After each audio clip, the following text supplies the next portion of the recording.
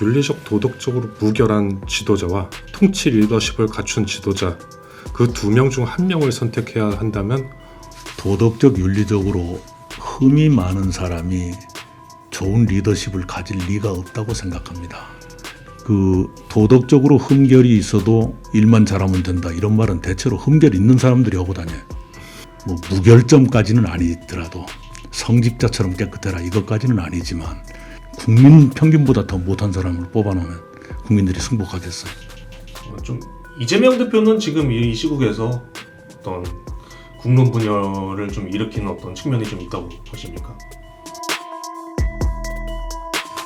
알겠습니다. 좀 전에 말씀하신 걸 들어보니 얼마 전에 한 달 전쯤이죠. 페이스북에 마이크 샌델 교수의 글을 인용해서 올리셨더라고요. 네. 정의로운 사회로 나아가기 위해선 윤리적 도덕적 가치가 경쟁할 수 있는 사회를 만들어야 한다라는 글이었는데요. 윤리적 도덕적으로 무결한 지도자와 통치 리더십을 갖춘 지도자, 그 두 명 중 한 명을 선택해야 한다면 누구를 선택하는 게 대한민국의 이익이 된다고 생각하십니까? 우선은 그 도덕적 윤리적으로 흠이 많은 사람이 좋은 리더십을 가질 리가 없다고 생각합니다. 리더십이라는 건 따라주는 사람이 있어야 리더십이 성공하거든요. 그런데 도덕적으로 윤리적으로 흠이 있는 사람을 많은 국민이 따를 리가 없지 않습니까? 그런 점에서 둘 중에 하나만 고른다면 좀 이상하지만 도덕적 윤리적은 덕성을 갖춘 사람이 기본이고 거기에 얹어서 정치의 경험이라든가 또는 리더십을 가진 사람이 필요하겠다 이렇게 생각합니다. 일단 덕성이 기본이고 그 다음이 능력인데. 네, 그러니까 이제 우리가 흔히 다음 대통령에게 무엇이 필요합니까? 라고 여론조사에서 많이 하는데 네. 곰곰이 따져보면 거기에 두 가지의 질문이 있을 수 있습니다. 하나는 어떠한 정책이 더 시급합니까? 라는 것이 있고 또 하나는 인간으로서 어떤 사람이었으면 좋겠습니까? 이게 다르거든요. 네. 그런데 그 후자 인간적 그 덕목 어떤 덕목이 필요합니까? 라는 질문에 대해서 리서치뷰라는 여론조사가 정기적인 조사를 시작한 것 같은데요. 네. 작년 연말에 나온 것은 통합, 준법, 도덕성 이런 순서였습니다.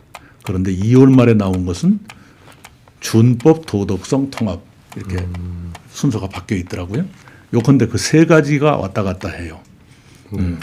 그건 지극히 기본적인 일인데 국민들까지 그런 요구를 하신다는 건 우리 정치가 얼마나 지금 삭막한가, 정치 지도자들이 도덕적 윤리적으로 얼마나 불신받고 있는가 하는 것의 반증이겠죠. 생각해보면 그런 면도 있습니다. 그 DJ 이후로 보면은 국민이 도덕성 아니면 뭐 철학적으로 이제 갖춰진 대통령을 원한다기보다는 능력 위주의 선택을 하는 경향이 좀 있어 보입니다.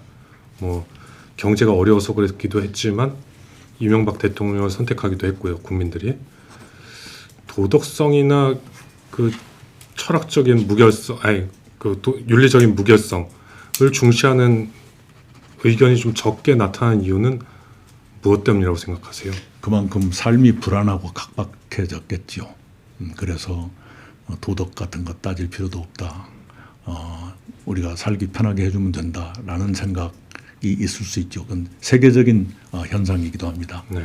양극화가 심해지고 그걸 좀처럼 벗어나기 어렵고 그리고 뭔가 풍요로워진 것 같은데 내일의 삶이 불안해지는 그런 이상한 시대를 우리가 살고 있지 않습니까? 그러다 보니까 이제 정치 지도자에 대한 요구도 그렇게 변해가는데 사실은 이 87년 헌법 시행 이후에 지금까지 보면 그 도덕적으로 흠결이 있어도 일만 잘하면 된다 이런 말은 대체로 흠결 있는 사람들이 하고 다녀요.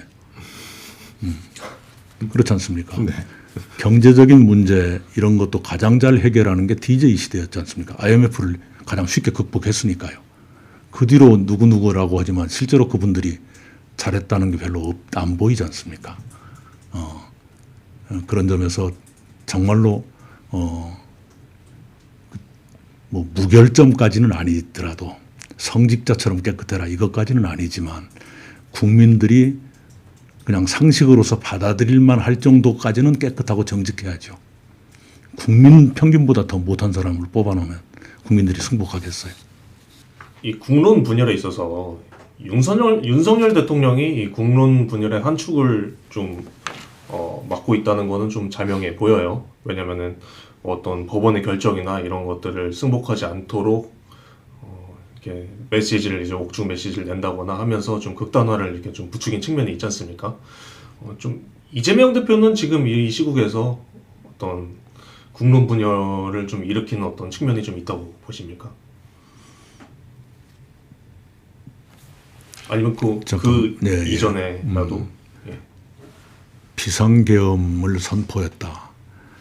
여소야대 상황에서 많이 답답하고 때로는 화도 나고 그랬겠지만 그런다고 비상계엄을 선포한 건 비상식이거든요.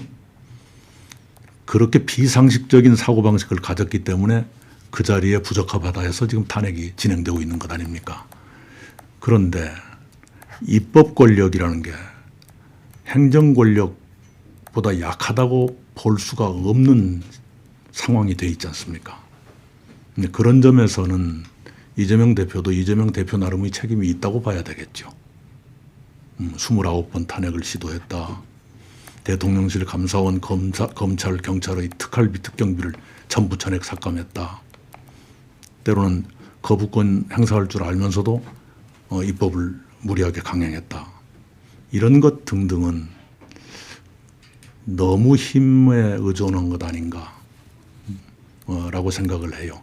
앞으로 대선을 위해서건 그 뒤를 위해서건 절제의 아름다움을 보여줄 필요가 있을 텐데 도대체 그러질 못했다는 아쉬움이 있고요.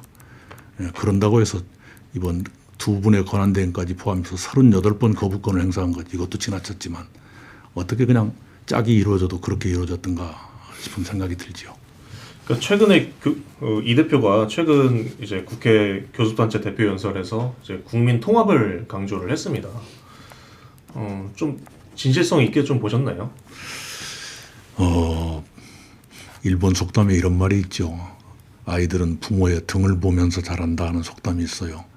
부모가 야 이놈아 책 봐라 한다고 보는 게 아니라 부모 스스로 책을 보는 뒷모습을 보면 아이도 책을 보거든요. 뭐랄까 그런 말 않는 것보다는 낫겠지만 말에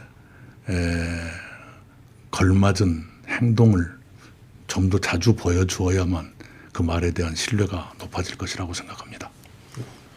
알겠습니다. 그러면 오늘 방송은 여기서 마무리하겠습니다.